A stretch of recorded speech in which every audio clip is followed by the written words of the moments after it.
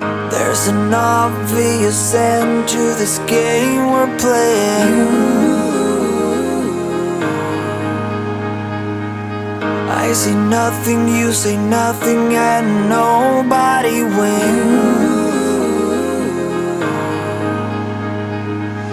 I've been through this a million times, hoping that my heart would give me a sign. Feels like we're both keeping secrets tonight. Hey, my name is Caroline. I used to sail competitively for 12 years before I signed up for my first marathon, and very unexpectedly won it running a 3:05 in Bergen. And then I hired a coach, and that same year I ran a 2:46 marathon in Florence. And if you want to learn more about my story, check out these videos. And I'm also a marathon running coach, so check out my one-on-one coaching link below. And I also have 3 different marathon training plans depending on your level, and a free marathon plan that takes you basically from zero running to building a running habit. So I started this channel because I just want to share everything that I've learned about marathon training and marathon running, because it's been such a journey. I went from running that 3:05, running that 2:46, and then I had 6 bone stress injuries, and it was just a really rough time. So yeah, let's get into it.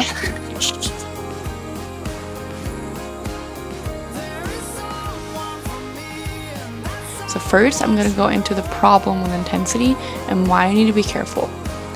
And then I'm going to talk about what intensity actually means, and then what to do instead of adding intensity to build your endurance and reach your marathon goals in a sustainable way. And then I'm going to talk about the 80-20 method. And at the very end, I'm going to give you my best piece of advice after have running marathons for 5 years as someone who went from zero running to running a sub 3-hour marathon.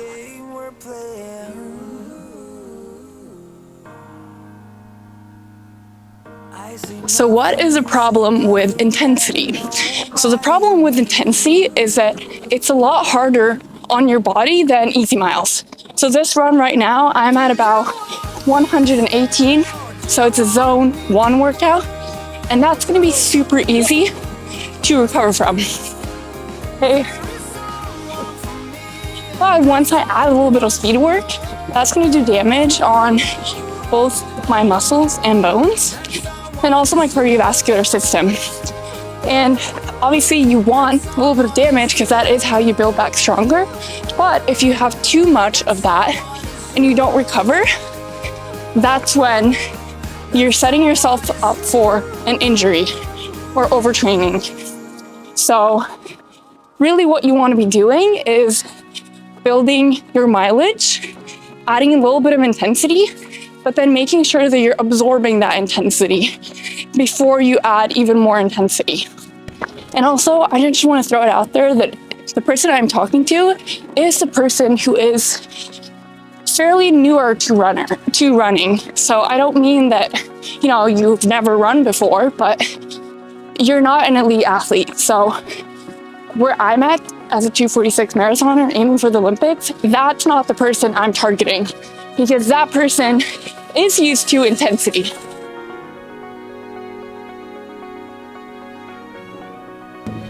So it's not that you don't want intensity, it's just that you want to be very strategic with that intensity. And I think especially when you're training for your first marathon, or when you're starting your build, or during the base phase, it's just really important to get in that consistent running before you add the intensity. And then, like I said, that you're very strategic with how much intensity you do, and make sure that you're recovering from that. And ways you can see how well you're recovering from that is, of course, there's how you feel. I think as a coach, how you feel is, I'd say, what I pay the most attention to. But then you also have metrics like HRV, like if you're seeing a general trend that your HRV is going up. So like your HRV will go up and down depending on if you've had a hard day or if you're more recovered. But it's the trend you want to look at. You can also look at your resting heart rate. I notice that my resting heart rate is lower when I'm feeling more recovered. So typically when I go into my threshold sessions, my resting heart rate will be lower. And that's a good sign that I am ready to handle that intensity. And then it's looking at your previous intensity workouts and seeing how you felt the days after. So it's so easy to just be in that workout itself and be like pushing that workout and think that then the job was done. But really, it's so much about that time afterwards and seeing how your body responded to that, because we all know that one workout isn't at the end of the day how you're gonna get the fastest, best runner. It is consistently having those great workouts. And how you're gonna be able to do that is through having multiple good workouts. And then you wanna be really careful with actually absorbing that workout so that you can go out and do another workout and another one and another one. Okay, so I want to clarify that intensity does not just mean fast running. So when I talk about intensity, I'm talking about effort. And in general, when I say like fast, slow, I'm always talking about relative to you. So this is extremely important because a lot of newer runners will tell me, oh, but Caroline, trust me, I'm not running that fast. And I get it. Maybe you're not running that fast, but if your heart rate is really high, that means that effort is a lot for you. So it might be that you are that new to running that to get into the right heart rate zones, you could walk. And honestly, there's no shame in walking. Then walk. Then look upon this as a great opportunity to do more walking and get the same heart rate as someone who's running. I see so many people who are so focused on where they want to get, which is a great thing, right? You do want to see where you're going to get, because that is going to help motivate you to get there. But it's just really important to acknowledge where you're currently at and work from that point, which might mean walking. It might mean running insanely slow, like embarrassingly slow. I can tell you guys, a lot of people are running past me, but I know that I'm a pretty fast marathoner and I could probably beat them. It's just I'm training smart and they aren't, or they're on their tempo session and I'm on my easy session. So at the end of the day, we have races to test our fitness, and you don't need to test your fitness on every single run. That is just going to lead to burnout and overtraining, and you're just not going to get anywhere. And then I also want to say that everything that I'm sharing with you guys is my experience and my experience with my coaching clients. I'm sure that there are other ways of doing things. There are other coaches who have a different opinion, and that's how it is with everything in life. And I'm not saying that my way is the only way. There probably are other ways. Again, I'm just trying to share what I've seen work for me and for my clients, and in hopes that that can help you. So what to do instead? So no, the solution is not to just not run, but it's to really build that aerobic base through mostly easy runs. For example, what I'm doing currently right now, I'm actually in zone 1. My heart rate is 118, which probably sounds insanely low.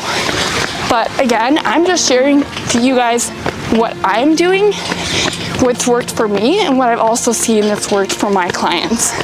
So for me to ramp up my mileage, my volume of training, the clue has really been to do a lot of really easy running.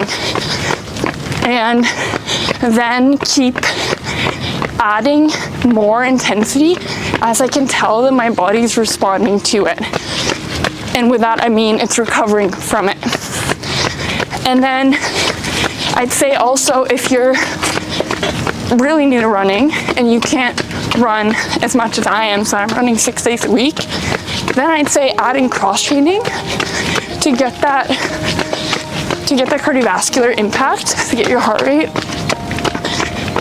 but not that impact from running, because running is an impact sport, meaning that you're constantly loading your bones and your muscles, and it's really easy to overdo it because of that. So to decrease that risk of injury, cross training is a great way to still build your cardiovascular system, but without that load. I just want to point out that this isn't the fastest way to get in shape or the fastest way to run a fast marathon. It's definitely not. This is a sustainable way. This is a smart way. That's what I'm advocating.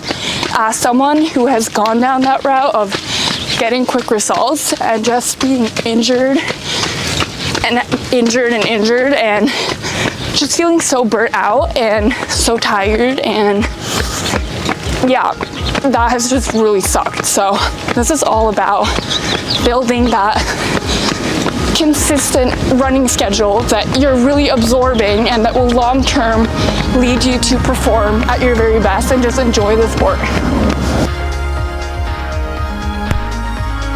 So here I have my favorite running book. This is actually the first running book that I read, and it's called E-02 by Matt Fitzgerald, and I highly recommend this book if what I'm talking about now about running intensity and keeping that fairly a small portion of your total running and then having more easy miles. If this is new to you, definitely pick up this book, because it's going to help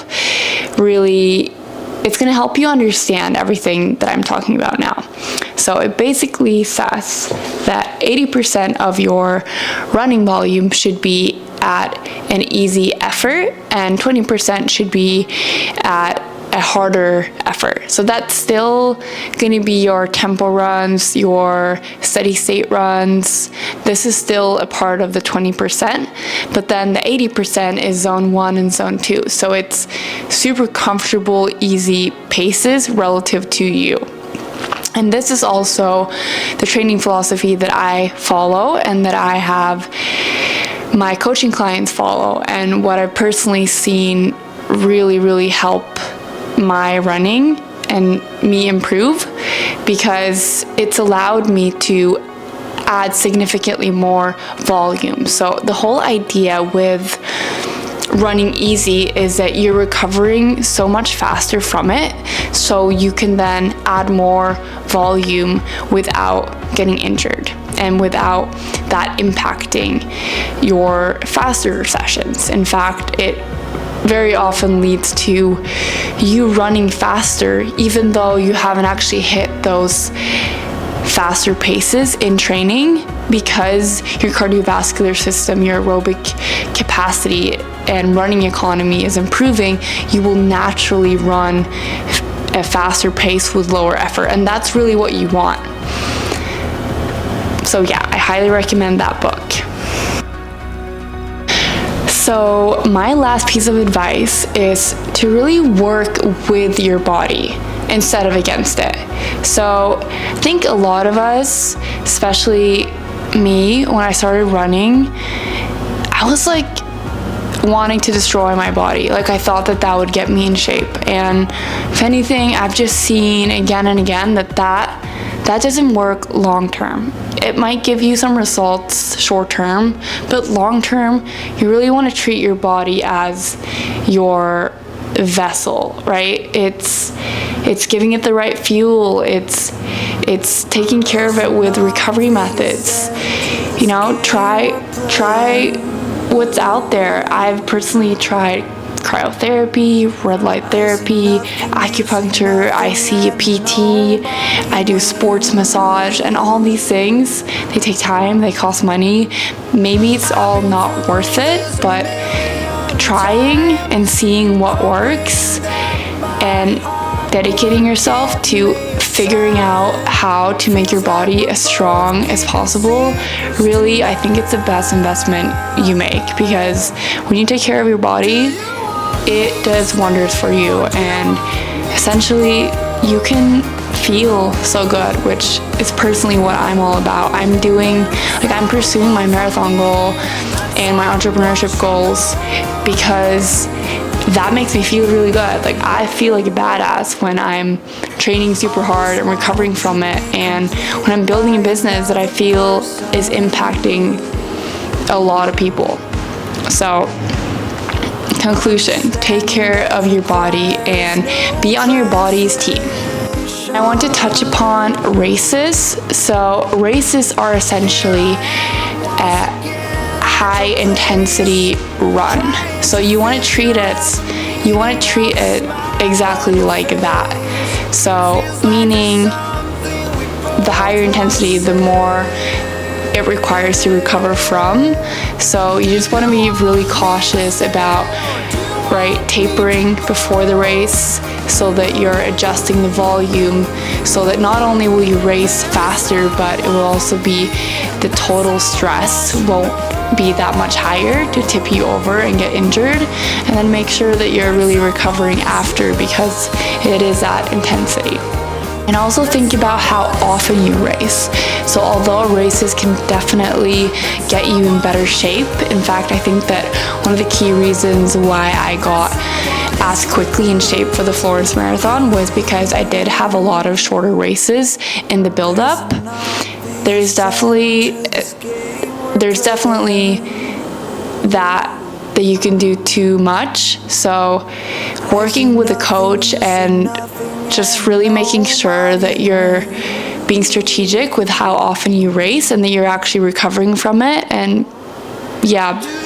building back stronger is going to be super key to, again, stay healthy, which I'm all for. Subscribe if you like my content, and to follow my journey as I'm working towards the 2028 Olympics. Please like this video if it's helped you in any way, and I'd also love to hear what you guys want to see next. And also please share your running journey, like what races you have coming up, and if you've had any struggles. I'd really love to hear from all of you. Thank you so much for being here, and see you next time. Ja, men det flyger. Ja, det går bra.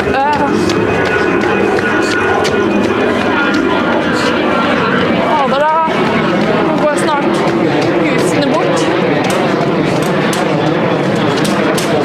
Jesus Christ. Holy so many sound. Okay, there.